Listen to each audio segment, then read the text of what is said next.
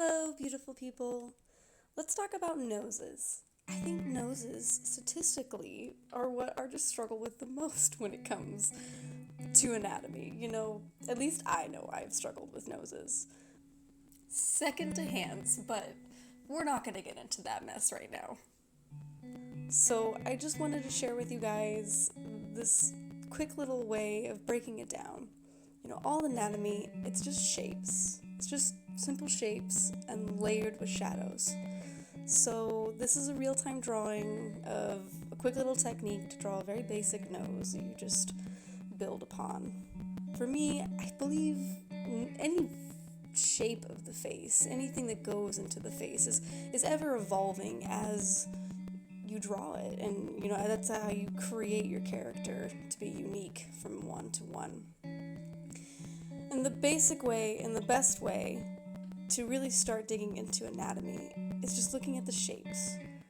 What are they made of? Nose is a circle, the bridge of the nose is a line, your nostrils are two little hooky things. Just adding it in there, creating the layers, building upon it. So what I started with was, again, the basic shapes. And from the basic shapes, then you can think about your light source and where it's coming in. And as I'm filling in what I know is going to be the outlines, I'm starting to think of the shadows. Okay, so the nostrils, of course, they're always dark. And then how do we define these shapes to give it character and bring it to life? Of course, when you're first starting out, I always recommend that you draw from reference. No better way to teach your mind and your hand how to articulate your thoughts than by inspiration from real life. One of the best pieces of art advice I've ever received was draw what you see and not what you think you see. And until you can draw it from memory and from imagination and articulate your ideas, drawing what you see, not what you think you see, from reference is the biggest favor you can do yourself as an artist. It's very hard to do. I find myself still being like, yeah, I think it should look like this. When in reality, when I compare it to reference, it really doesn't. So make sure you're not trying to fill in the blanks. Even if it looks weird and it's a weird angle, draw it, master it. This will give you the ability to articulate ideas where you don't have reference for. And even then, I still recommend you find reference, something similar, so that you can help articulate your imagination that much better. So with that, I'll let you enjoy the rest of the video, and I'll see you at the end.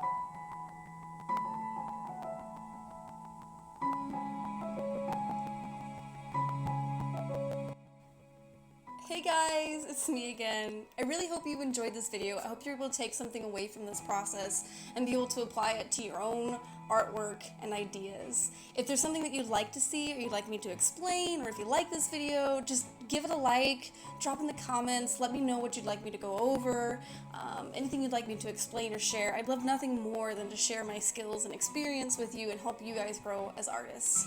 I know there's been several YouTubers and creators over the years that have just really helped me, and I want nothing more than to pass that on.